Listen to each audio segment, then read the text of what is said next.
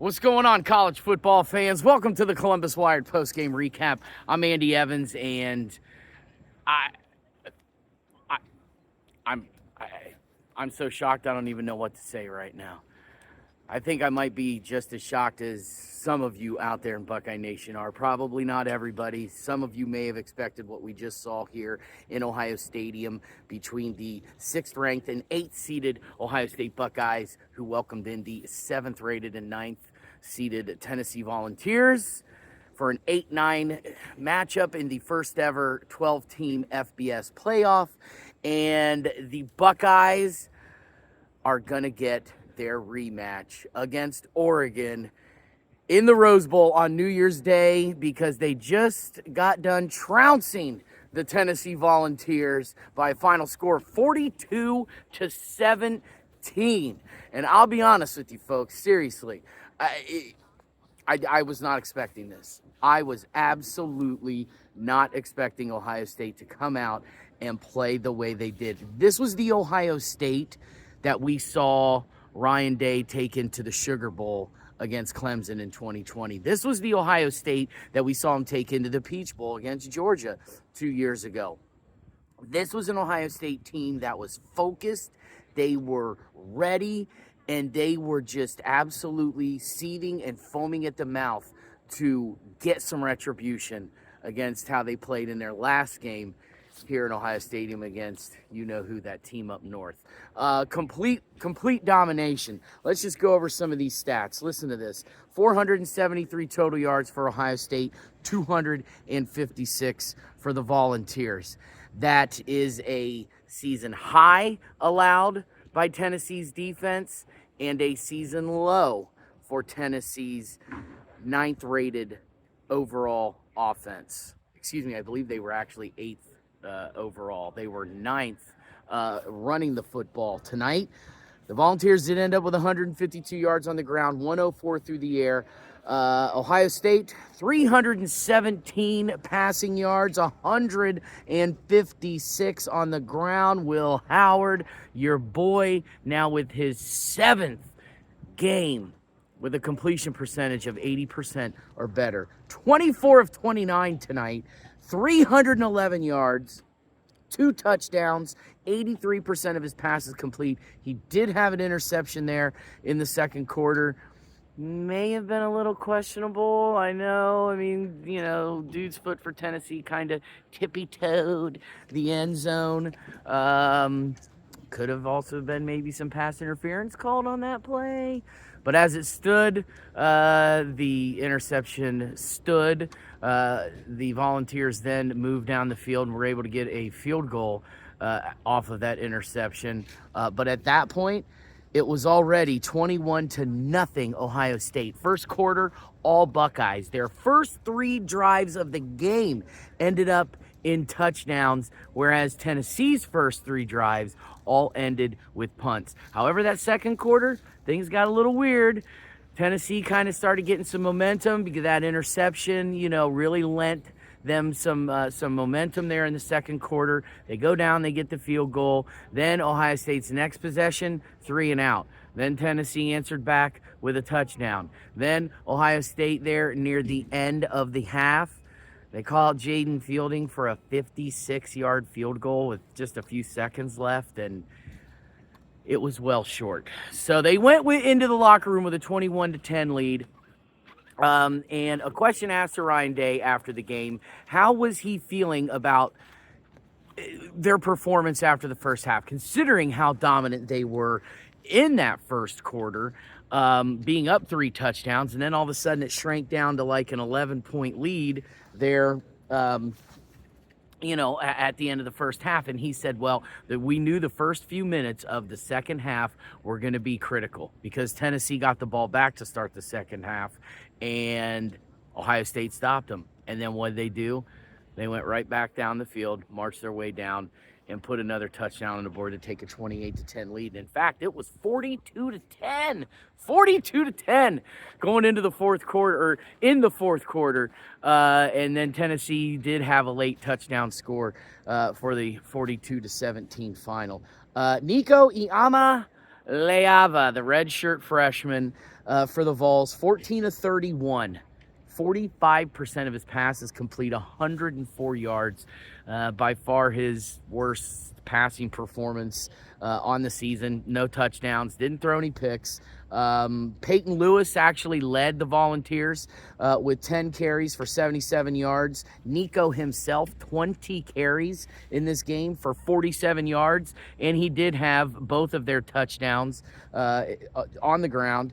Deshaun Bishop, 7 carries for 22 yards, and the man, Dylan Sampson, ended up with 2 carries tonight, a total of 6 yards. According to head coach Josh Heupel, apparently Sampson has been dealing with a soft tissue injury that he suffered in the win against Vanderbilt in their regular season capper on November 30th, and he just hasn't been able to fully get over it.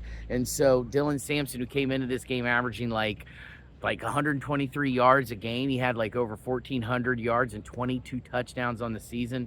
Ends his 2024 campaign with 2 carries for 6 yards. Buckeyes, your man Travion, what a game from him. 10 carries, 80 yards. 2 touchdowns, 8 yards a carry tonight. Will Howard actually second on the team with 37 yards. He had 5 carries. And Quinshawn, 10 carries for 34 yards. Did have a couple of scores, though. And through the air, you know who. Your man, Jeremiah. Another 100-yard game for the true freshman. He now has over 1,000 yards. 1,000 yards. He is the only freshman in OSU history to have a 1,000-yard receiving season. 6 catches tonight, a $103, 2 touchdowns, and he had that first one. And I'm telling you what, man, Will Howard, he was dropping dimes, just dropping dimes. Will had such a clean pocket tonight. I mean, it's just unbelievable the way that this offensive line, that we're still trying to figure things out coming into this week, they were still playing around with the offensive line. In fact, at one point we saw Austin Siereveld was at right guard, Luke Montgomery was at left. They pulled Taker Taushabola. However, he did come back in the second half.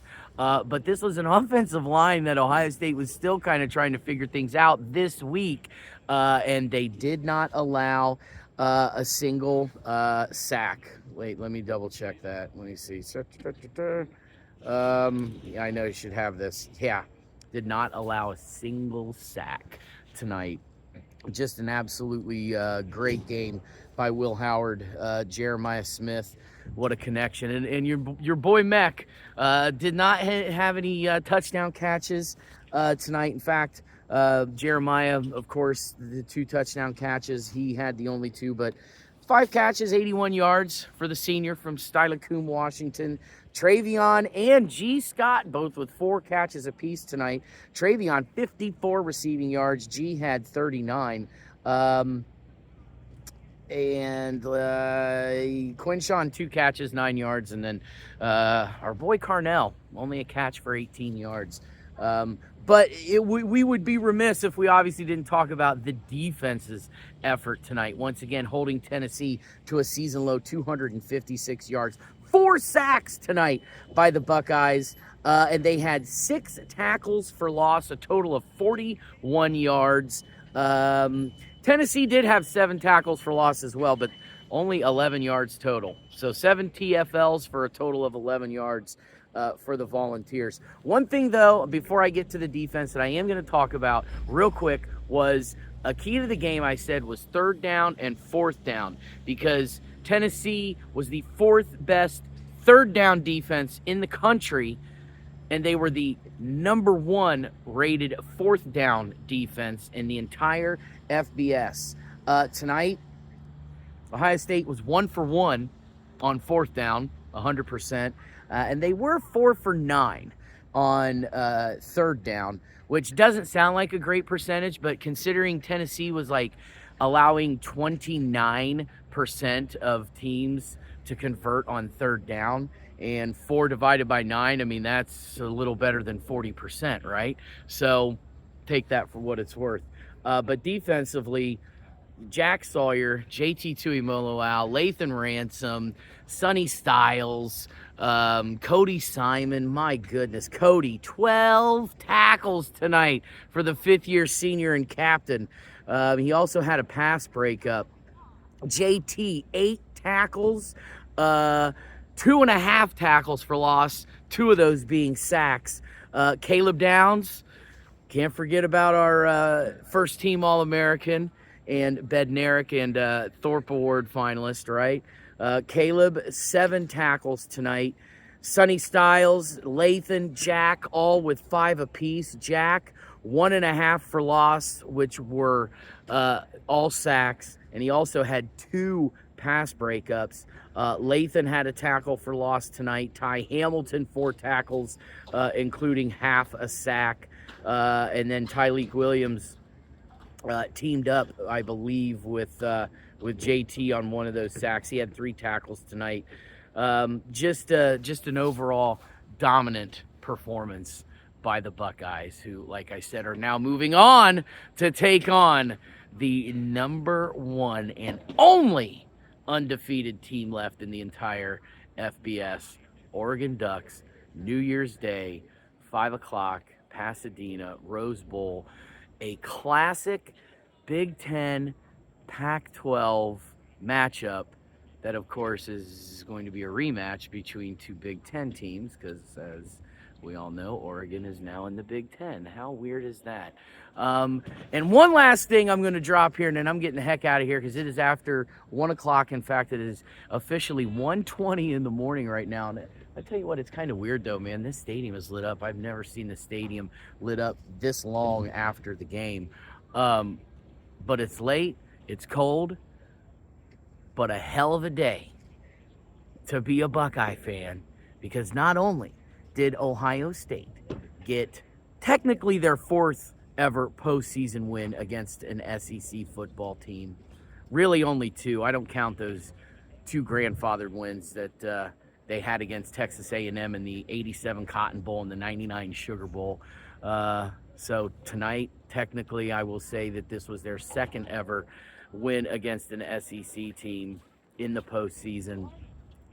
But the basketball team got it done against the 4th rated Kentucky Wildcats by a final score of 85-65. That's what I'm talking about. Where you at, SEC? Where you at? This has been another Columbus Wired postgame recap. And what a hell of a ride. One last ride in the horseshoe for the 2024 season. And I definitely enjoyed this season, aside from one game. One game here in the horseshoe. But this was one hell of a ride, folks, and this was one hell of a way to end it for the 2024 season in Ohio Stadium, where once again the Ohio State Buckeyes victorious over the Tennessee Volunteers 42-17. I'm Andy Evans. Everybody, thank you so much for watching. I appreciate you all coming along for the ride with me throughout this season, and let's hope that at least the ride isn't over overall, and the Buckeyes can pull one out in a rematch against those Ducks in the Rose Bowl. Until then, everybody take care. Happy holidays. Have a Merry Christmas. I hope you all get what you want. We got an early Christmas present here tonight, folks. Let's hope that maybe we get a late Christmas present come New Year's Day. Everybody take care. Until the next time.